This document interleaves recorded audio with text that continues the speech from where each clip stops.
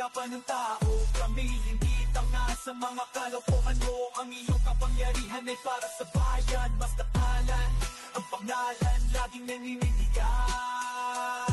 Huwag mong gamitin kahirapan ng tao. Kami hindi tanga sa mga kalokohan mo. Ang iyong Yun, good day sa inyo lahat at welcome sa ating YouTube channel. Ito mga master, panoorin natin tong video na to, no? Na kung saan may sinasabi dito si VP Sara Duterte na meron daw siyang hawak na video.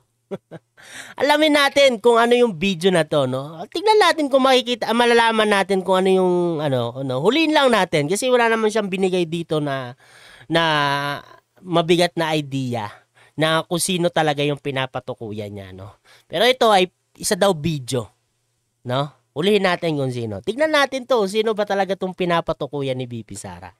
Anyway mga master, simulan na natin to. Pero bago tayo magsimula, syempre shoutout sa inyo lahat at panoorin na natin tong video na to. Sinabi ko, one track is impeachment. Nandito si Castro, nandito si Trillanes. Sino? Alam ko kung sino, pero hindi ko siya masabi. At the proper time, siguro, pag lumabas na yung story about sa kanya, sino yan? sabihin ko. Patungkol sa impeachment daw, no? Meron daw. Sino kaya yon? Sino ang pasimuno? Yung lahat ng alam ko. Pero hindi pa kasi lumalabas dito sa hearing yung pangalan niya eh. So, pag meron nagsalita dyan about sa kanya, sasagutin ko, sasabihin ko kung sino. So, alam niyo naman itong si VP Sara, di ba? Laging may kalakip na ebidensya ito. Kilala niyo naman yan. Ayaw niya magsalita na parang hearsay lang. Di ba? Kagaya nga ng sinasabi niya na patungkol doon sa na yung budget. Di ba? Yung patungkol sa budget ng government, no, kagaya ng sa Department of Education na kung saan pinapatungan ng pera na bilyones, di ba? Binatungan ng 5 billion yung budget nila na hindi naman nila kailangan, pero yung pala kukunin ng Kongreso, di ba? Yun, may mga papeles yun. Hindi pwedeng itanggi kung bakit, di ba? Kung totoo bang nangyari yun o hindi, di ba? Kasi totoo naman na nandoon. Nadagdag yung 5 billion kasi ayaw pakaltasan ni VP Sara yung budget nila ng 5 billion kaya ang ginawa, pinatungan ng 5 billion. 'Di ba? Hindi nila pwedeng itanggi. May ano tayo noon, may papeles, 'di ba? Tapos, pati 'yon napuna din ng Senado. Bakit nangyayari 'yon? 'Di ba? Alam natin na laging may ebidensya itong si VP Sara. May pinanghahawakan, 'di ba? Hindi puro hearsay. Di ba? Pag kailangan, ilabas yung ebidensya, di ba? Iisa lang ang handler ni Risa Ontiveros, ni Sonny Trillanes, at ni Franz Castro. May mga handler pala, may pinuno. Iisa lang daw, Iisa lang yung si Trillanes, si Ontiveros, saka si Castro. Yung pala si Castro. Lagi ko nakakalimutan yung babaita na yun. Yun si Castro. 3 pala sila. Iisa lang daw ang handler. Sino kaya yan? Although si Franz, parang I think she's serving 2 masters. Hindi siya direct doon sa isa. Dito talaga? Hindi naman nakakapagtataka. daw siya sa isa. Isa lang ang handler nilang 3. Sino kaya? Kasi ang dami nyo ng materials. Pag inubos natin lahat ngayon, wala na yung trabaho bukas. Sa susunod na araw, sa susunod na buwan, ano pang trabaho ninyo? Wala na kayong balita. Oo nga naman. Ito lang din si VP Sara Di ba? Pero tama naman yung sinasabi niya, di ba? Dahan-dahanin natin para may trabaho tayo. Hindi, parang sarcasm lang yan. Yung ginagawa ni VP Sara. Di ba? Hindi. Alam niyo naman Gusto niyo lang manggaling sa akin. Ay, syempre. We know the person. Alam niyo kung sino. Gusto niya lang manggaling sa akin. Siyempre, mas maganda pang galing sa'yo. Pero mamaya na, kasi hindi, meron kasi siyang kwento eh. Kasi hindi pa kasi lumalabas, so hindi ko malabas yung kwento. Meron siyang kwento, ibig sabihin, meron siyang video na magkukwento siya. Ibig sabihin, kandidato ito. Parang ganon, di ba? Based sa sinasabi ni VP Sara, baka kandidato ito sa 2028. Parang ganon. Di ba? Parang ganon eh. Kasi may lalabas na video. Ibig sabihin, kasi gano'n naman yung mga kandidato, di ba? Kung bakit pag may tatakbong kandidato, gumagawa sila ng parang advertising video nila eh. Di ba? So, sa itong hearing na nandito ngayon? sa quad ko? Sa third hearing po ba sa good government po ba lalabas? Or sa quad Ko? Sa good government. About sa akin, wala naman ako doon sa Quadcom eh. I think sinubukan natin ni Trillanes yung sabi niya mas masahol pa ako kay PRD. Kasi hindi niya ata ma-prove. So, tinigilan niya ako doon sa EJK. Oo nga eh. Pero talaga ano yung EJK na yan? Wala naman kasi mabigat talaga na ebidensya. Di ba? Pero yun na nga, kung meron talaga, bakit hindi na lang i-file? Kaysa yung umiyak sila ng umiyak at ang dami nilang sinasabi na ganito, ganyan, i-file na lang yung case, di ba? Para matapos na, magkaalaman na tayo. Di ba? Huwag na natin idamay pa yung mga yung national tawag nito, court na yun, yung gustong pumasok, yung ICC ba yun? Di ba? International Court. Huwag na. Pwede naman sa atin eh. Nagpa-function naman yung gobyerno natin. Nagpa-function naman yung judiciary natin. Bakit hindi na lang dyan? Di ba? So may na-expect kayo, ma'am, na information against sa'yo doon sa good government na hearing? Ano daw? Sorry. So meron kayong, yung hinihintay nyo na kwento, may na-expect kayo doon na kwento sa good government na hearing about sa'yo, ma'am? Hindi about sa akin, about sa kanya. I mean, yes, about sa akin. Pero, Coming from him? Directed. About sa'yo, pero? About sa akin. Pero, Coming from him? direct. About sa'yo, pero nanggaling sa kanya. Ganon. Abangan natin kung sino yun. Pag narinig natin yun, ito pala yung pinapatukuyan ni Bibi Sara. Related sa kanya. May video pa yun eh. Oh. May video daw. Ano kaya yung laman ng video? Hindi naman siguro to pulburon. Alam nyo naman, no? Ako talaga personally daw naniniwala doon sa pulburon patungkol kay PBBM. Oh my goodness. Di ba? Huwag naman sana tayong maglokohan. Halata naman fake yung video. Halata naman hindi si PBBM yun. Pero ito na nga sinasabi natin, maglabas kayo ng authentic na video talaga na magpapatunay yun talaga ay totoo. Na talagang si PBBM din yun. Di ba? Kasi doon magkakasundo-sundo tayo na dapat mapatalsik si PBBM. Kasi ayaw naman natin ng presidenteng bangag. 'Di ba? Yun lang. 'Di ba? Ganoon lang. Doon tayo kasi sa totoo, wag tayong, 'di ba, yung alam niyo ipipilit natin yung isang bagay na ang dami na nagsasabing expert na hindi totoo yung video. Pero pinipilit, 'di ba? Dapat hindi ganoon. Doon tayo sa totoo lang. Kasi pag totoo lang, 'di ba? Mas madaling sabihin eh. Kaysa yung kasinungalingan, maiipit ka dun eh. 'Di ba? Basta yun lang, no? Doon lang tayo sa totoo. Any follow-up, Kat? Tapos sabi nila, ako daw yung hindi mapagkatiwalaan. Hindi nga lumalabas yung video. Wala nga nakakaalam ng video eh. Ako lang. Thank you, ma'am. Sinasabi nila na hindi daw mapagkakatiwalaan si Vice President Sara. Pero may video na tumutukoy, ulitin nga natin. Katiwalaan, hindi nga lumalabas yung video. Wala nga nakakaalam ng video eh. Ako lang. Thank you, ma'am. So ano ang ibig sabihin ng video na yon? Parang patungkol sa pagtitiwala. Ganun ba? Dalawa lang to eh. Pwedeng related sa drugs at pwedeng related sa corruption. 'Di ba? Kasi corruption, kasi pagkakatiwalaan ano bang ano diyan mas related? Pagdating sa hindi mapagkakatiwalaan. 'Di ba? Pwedeng traidor or pwedeng corrupt ka sa taong bayan. 'Di ba? Or tumatanggap ka ng suhol. Yan, part naman ng corruption yun. Kasi hindi lang naman porket hindi ka nagnanakaw ng pera, 'di ba? Hindi ka na corrupt. Kung nagnanakaw ka naman ng oras ng gobyerno, corrupt ka pa rin. 'Di ba? Yun naman yun Hindi lang naman patungkol sa pera ang pagkukorrupt, pati rin sa oras. Kasi imbes na yung oras ng trabaho mo, nagtatrabaho ka, hindi ka nagtatrabaho, kundi nandun ka sa istasyon mo. Hindi, joke lang. Naisingit ko lang. 'Di ba? Basta yun, 'di ba?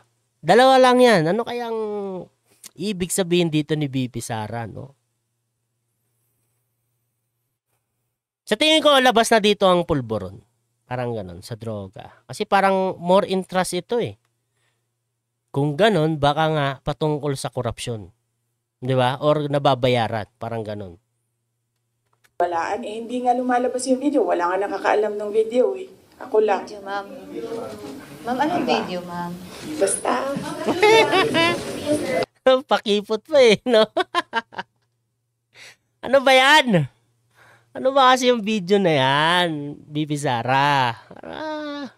Sa bagay, meron naman, pag lumabas na yung kwento, yan, sa tingin ko sasagot na si BP Sara. Ma'am, anong video po yun, ma'am? Ay, pag sinabi ko yung gender, alam niyo na kagad kung sino Ay, syempre. Madali na yan. Basta gender lang ang usapan. Pag gender na ang usapan, madali na matrace yan kung sino yan. Ang daming marites dito. Di ba? Daming marites dito. Malalaman yan kung sino yan. Patay tayo dyan. Pero darating naman siguro yung pagkakataon na yun na kung sasabihin naman ni BP Sara. At sa tingin ko lalabas yung video. Alam naman natin ito si BP Sara, 'di ba? Hindi yung mahawak ng katibayan na peke, 'di ba? Sa tingin ko original naman yung video na yan. Kung, 'di ba? Kung meron talaga. 'Di ba? Kung meron talaga. Pero alam naman natin ito si BP Sara, hindi naman nagsisinungaling to. Hindi ko naman pwede sabihin hindi nagsisinungaling. May mga biases naman na, 'di ba, sa tao, natural lang naman sa biases. 'Di ba? Pero, 'di ba? Base sa pagkakilala natin kay BP Sara, 'di ba? Parang gano'n siyang klaseng tao. 'Di ba? Tingnan na lang natin, abangan na lang natin siguro kung sino 'yan. Anong video? Alam niya naman, di ba? Gusto niya lang talaga manggaling sa akin. Ma'am, no, hindi po. Hindi, sa tingin ko wala pang nakakaalam. Kasi walang lumalabas JC, alam mo. Aha. No, we don't know. Antayin natin. Mahaba kasi yung kwento sa kanya. Aha. Tapos pag kinento ko yung parte lang ng question na yan, sayang naman yung ibang chismis. Hindi chismis yun kasi ako yung Ikaw yung resource, ikaw yung source. Hindi pala chismis.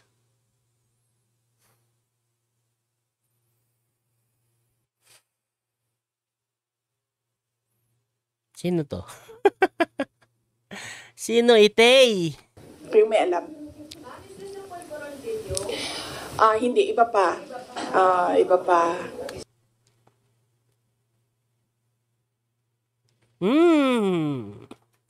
Ang tanong, hindi ba to patungkol sa pulburon video? Ang sagot, hindi, iba pa. Hindi kaya referring ito kay PBBM. Hindi ano ko lang, yun lang yung napansin ko Parang referring ito kay PBBM, parang ganon. Kasi dapat ang sagot, hindi patungkol sa kanya. 'Di ba dapat gano'n yung sagot, 'di ba? Kasi yung tanong ito po ba ay patungkol doon sa, 'di ba? Tama? Patungkol sa pulburon? Hindi, iba pa. 'Di ba? Ang tanong, patungkol sa pulburon video? Ang sagot, hindi, iba pa. Hindi kaya ito referring ito kay PBBM, no? Pero tayo na lang natin.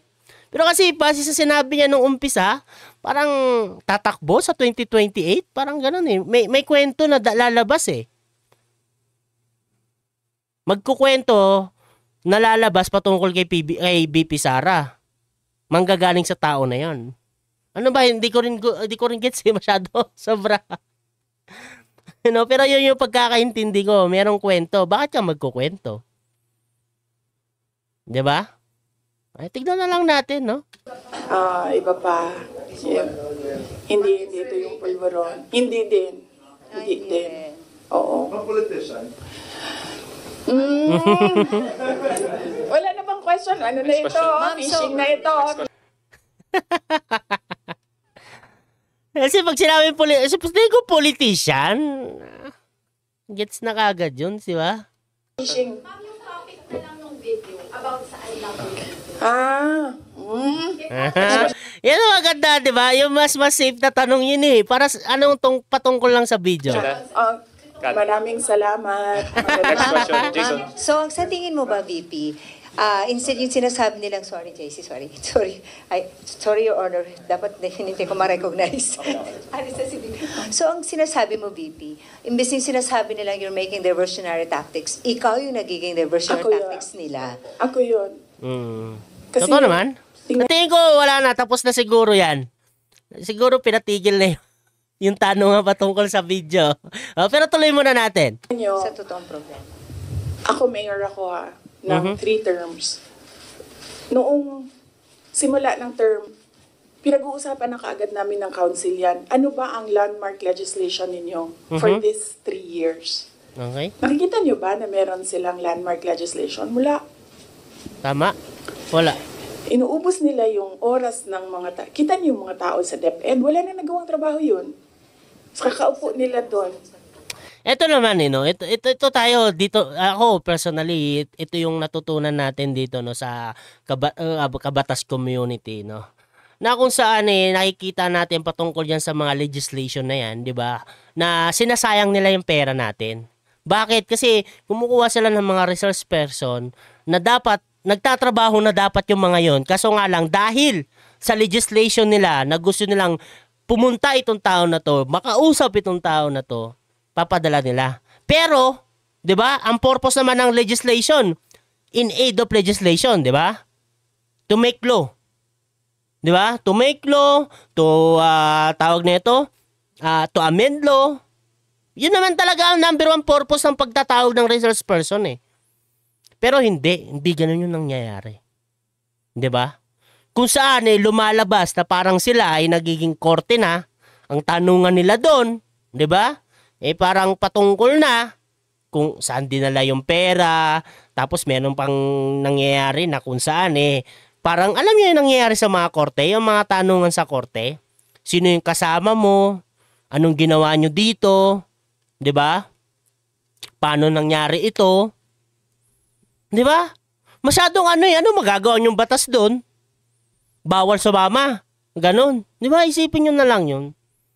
Yung mga ganong bagay, in aid of legislation, sayang yung pera natin, sayang yung oras. Na dapat yung nilalaan sa oras na 'yon makagawa sila ng batas. Makaamyenda sila ng batas. Ang nangyayari hindi, piniperwisyo lang nila yung mga dapat nagtatrabaho na. Lalong-lalo na tayo na piperwisyo nila. Bakit? Kasi pondo natin yung ginagamit nila sa mga legislation na yan. At libo-libo yung ginagastos natin. 100,000 pesos pagdating sa ganyan. Tapos sasayangin lang nila, di ba? Inuubos nila yung pera ng taong bayan diyan sa mga hearings nila going after me. And wala silang pake. Kasi ang gagawin lang nila is magbigay ng pera kung saan-saan. Grabe, kasi no? Wala naman kasing projects na masasabi natin. Ang ano sa amin yan, pag umuupo ako, ewan ko lang sa iba. Ako, nung mayor ako, pinag-uusapan kaagad, ano ang big ticket project ng 3 taon na ito? Ano ang landmark legislation ng taong ito? Kasi yan yung gagamitin namin para ma-re-elect kami. Diba? Yan yung sasabihin namin, kita nyo? Tama. Ganun naman talaga dapat. Ito, nakikita nyo. Ito yung nagawa natin. nung unang termino ko. Pag sa susunod, dadagdagan pa natin yan. Ang nangyayari kasi sa iba, di ba? Hindi tinatapos yung project. Di ba? Ang sasabihin nila, iboto nyo ako ulit para matapos na natin yan. In 3 years, hindi mo natapos yung project na yan. Tapos boboto ka pa namin para itapusin mo lang yan. Di ba? Joke na yun. Doon pa lang dapat you smell fishy. Yun naman talaga ang dapat. Di ba? Parang sa umpisa pa lang, first day mo pa lang, sa pagkakaupo, mag-iisip ka na kung ano yung plano mo. Na dapat matapos mo ito bago yung termino mo. Hindi lang isang project, maraming project. Matapos ito bago ang termino ko, ito yung target ko. 'Di ba? Para kung tatakbo ako ulit bilang mayor o anumang posisyon, mananalo ako ulit. Dahil makikita naman ng taong bayan na sincere ako, 'di ba? Sa taong bayan. Na ito, tinatrabaho ko kung ano yung trabaho ko. 'Di ba? Hindi kagaya ng iba. Pag nakaupo na, ala na. Alay na, hindi mo na matagpuan. Pero pagdating ng eleksyon, putik yan. Kahit yakapin ka, yayakapin ka. 'Di ba? Sir patawag sa'yo. Boss patawag sa'yo, 'di ba, sir? Ganyan. Pero pag nakaupo na, alay na. Hindi mo na makita si mayor. 'Di ba? Yan, dapat matuto tayo mga Pilipino. Pag ganun na ang nangyayari, huwag nyo nang iboto. Huwag nyo nang paupuin ulit. Hanap kayo ng bago. 'Di ba? Ang sinasabi sa inyo ba na, ay, bagong magnanakaw na naman yan. Mag-uupo na naman tayo ng bagong magnanakaw. Eh, dito na tayo sa lumang magnanakaw.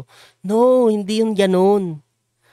Ang iniisip nyo kasi magnanakaw itong tao na to. Hindi dapat ganun. Ang tignan nyo kasi yung kredibilidad niya. Kung anong klaseng tao siya, 'di ba? Unang-una dapat alam nyo talaga na, alam nyo na itong taong to, fit doon sa trabahong pinapasukan niya. 'Di ba? Unang-una pagdating sa senatorial, ito magse-senator election na naman tayo next year, no? Sana naman matuto na tayo. Nakikita nyo naman yung nangyayari sa atin sa Senate hearing. Puro makakalaon yung mga nakaupo. Hindi naman lahat, karamihan. Isipin nyo may magsusuntukan.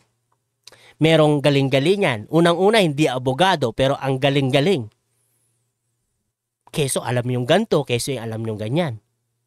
Di ba? Sana matuto na tayo. Sa 2028, tignan nyo mabuti kung sino talaga yung karapat-dapat at fit doon sa posisyon na papasok. Kasi, di ba? Isipin nyo, yung mga nasa senador natin, yung mga nasa kongreso natin, ang trabaho niyan gumawa ng batas. Pero, isipin nyo, yung mga tao na makakaupo, unang-una galit sa batas. Ayaw sa batas, ayaw ng due process, walang alam sa batas. Isipin nyo yun, di ba? Yung sana matuto tayo. Huwag tayong basta-basta bumoto. Bumoto tayo ng karapat-dapat. Ganun dapat. Di ba? Para hindi naman sayang yung pera natin at hindi nasasayang yung oras natin. Di ba? Oh, kita niyo? May landmark legislation tayo. So, dapat kasi pag upo mo, ganyan yan, diba? Sasabihin mo sa mga tao, oh, in 6 years... Tama.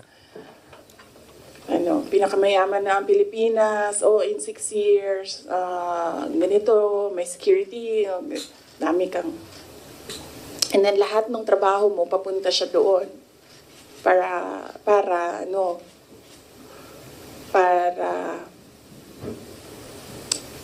pag-alis mo, nakikita ng mga tao yung trabaho.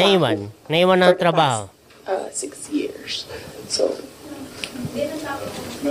yan mga master, no? Ganyan lang naman yan. Iba na yung mga ano dito eh. Malayo na tayo dun sa video, no? Pero yun, ano bang doon, yung prediction nyo doon? Sino itay? Itong sinasabi ni BP Sara, no? Sa tingin ko, di ko alam kung patungkol pa ba to sa droga. 'Di ba? Pero may mga hint kasi. 'Di ba? Kayo, baka alam nyo na kung sino ito pinapatukoyan ni BP Sara, no? Pakibulong naman. Pakibulong naman sa comment section. Anyway mga master, hanggang dito na lang tayo at maraming salamat sa pagsama sa ating video, no? Ingat kayo palagi. God bless po sa inyong lahat. Paalam po. Huwag mong gamitin kahirapan ng tao. Kami hindi tanga sa mga kalokohan mo. Ang iyong kapangyarihan ay para sa bayan. Basta alan ang pangalan, laging naninindigan. Huwag mong gamitin kahirapan ng tao. Kami hindi tanga sa mga kalokohan mo. Ang iyong kapangyarihan ay para sa bayan. Masteralan ang pangalan, laging naninindigan. Huwag mong gamitin kahirapan ng tao. Kami hindi tanga sa mga kalokohan mo. Ang iyong kapangyarihan ay para sa bayan. Masteralan ang pangalan, laging naninindigan. Pili-pili higising sa himig ng katotohanan. Tititig at lalaban sa pang-aabuso ng kapangyarihan. Huwag mong akalain kami mananahimik lang. Ang bawat salita mo aming haharapin ng may kapang. Mga inaapi ngayon na sa bawat post of vlog kami nagkakaisa. Mga maling gawa